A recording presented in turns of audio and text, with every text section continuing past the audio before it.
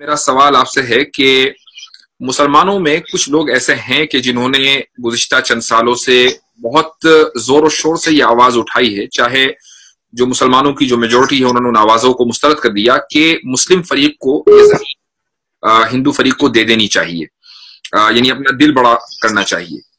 क्या हिंदुओं में ऐसी आवाजें हम नहीं देखते कि वो ये कहें कि ये जो जमीन है ये मुस्लिम फरीक को दे देनी चाहिए?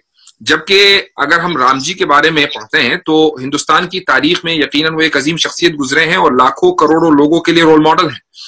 और ये ऐसा रोल मॉडल है कि जिसने अयोध्या की जो सल्तनत है उसकी कुर्बानी दी थी। तो क्या उनके जो फॉलोअर्स हैं वो 2.7 एकड़ लैंड की कुर्बानी नहीं दे सकते? और ऐसी आवाजें आखिर कम्युनिटी में क्यों नहीं उठ रही?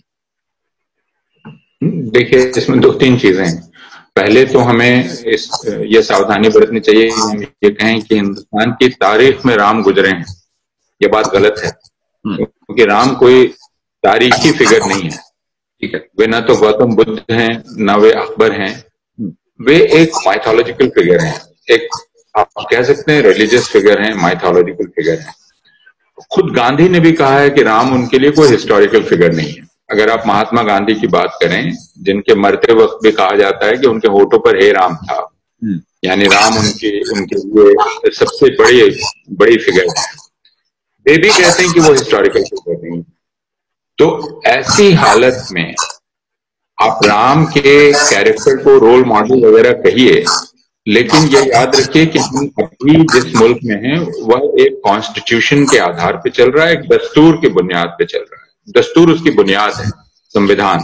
ये बात तो मैंने उसके लिए कही कि जो हिंदुओं को रोल मॉडल मानते हैं, लेकिन आप जैसी शख्सियात जो कॉन्स्टिट्यूशन के ऊपर यकीन रखती हैं और आप जैसी बहुत सारी शख्सियात हैं, तो ये बात खुलकर उनकी तरफ से आनी चाहिए कि यहाँ हमने अपनी आंखों से इस लैंड के ऊपर मस्जिद देखी है, यहाँ पर मस्जिद बननी चाहिए और जो अक्सरियती कम्युनिटी है उसको अपना दिल बड़ा करके ये जगह मुसलमानों को दे देनी चाहिए। ऐसी आवाजें नहीं उठ रही।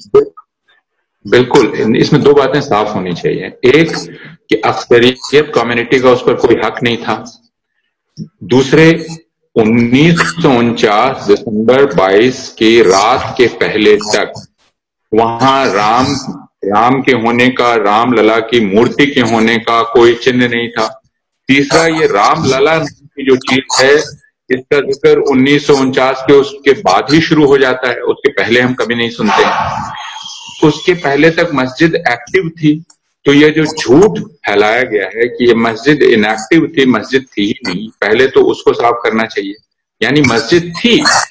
और यह अब डॉक्यूमेंट्री तौर पर, और धीरेन्द्र झा और कृष्णा झा की किताब इसको बहुत डिटेल में बतलाती है कि कैसे वहां के डिस्ट्रिक्ट कलेक्टर के नैयर और दूसरे तमाम लोगों की मिलीभगत से चोरी उसमें मूर्ति रखी गई और कब्जा किया गया मस्जिद पर। तो ये सारी चीजें साफ हैं, सबके सामने हैं। इसका मतलब हम झूठ बोलकर गलत तरीके से एक मस्जिद पर कब्जा कर रहे हैं, जो धार्मिक हिंदुओं के लिए बुरी बात होनी चाहिए। उनको इसका बुरा मानना चाहिए। उनको ये समझना चाहिए कि धार्मिक शब्दावली में जिसे हम पाप कहते हैं, सिन कहते हैं, ये सिन है किसी दूसरे रिलीजियस को कब्जा करना। जबकि लेकिन जब हम इसको, ये नैरेटिव मुस्लिम पार्टी के खिलाफ चलाया जा रहा है कि आपने चूंकि यहाँ पर मंदिर बना हुआ था, कब्जा करके मस्जिद बनाई है, तो आपकी तो नमाज भी कबूल नहीं होगी। यानी जो नैरेटिव हिंदू पार्टी को आप कह रहे हैं कि एक्सेप्ट करना चाहिए और कहना चाहिए कि ये पाप है किसी दूसरे की इबादतगाह पर कब्जा करना, उसको रिवर्स कर दिया गया। बिल्कुल रिवर्स कर दिया गया। और यही तो चालाकी है, यही चालाकी है जो बढ़ती जा रही है पिछले कई सालों से। और अब हम इसको नॉर्म मानने लगे।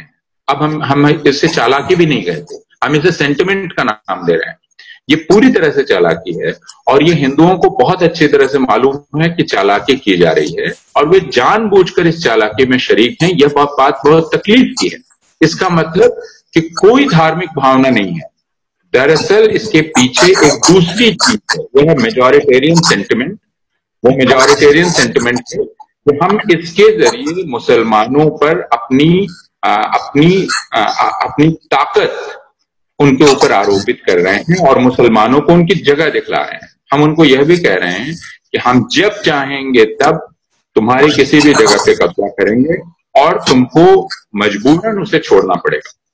तो इसलिए अगर देखिए ये सिर्फ आस्था का मामला होता, मैं फिर कह रहा हूं, अगर ये सिर्फ आस्था का मामला होता तो इसके साथ ये धमकी ना आती कि अभी तो अयोध्या हुई है और काशी मथुरा बाकी है, और उसके साथ साथ यह कि 3000 जगहों पर हमारा दावा अभी बाकी है। तो यह धमकी कौन देता है? ये कोई धार्मिक व्यक्ति तो देता नहीं, लेकिन हिंदू जो अपने आप को धार्मिक कहते हैं उनके बीच से ये आवाज नहीं उठ रही है कि आप यह चालाकी छोड़िए जो कि पाप है, और आप बाबरी मस्जिद को फिर से बनाने में मदद करें।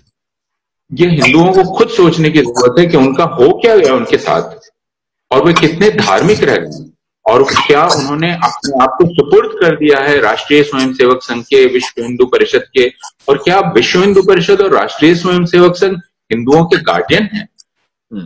क्या उनके चलाए रास्ते पर हिंदू चलेंगे? ये उनको सोचना पड़ेगा।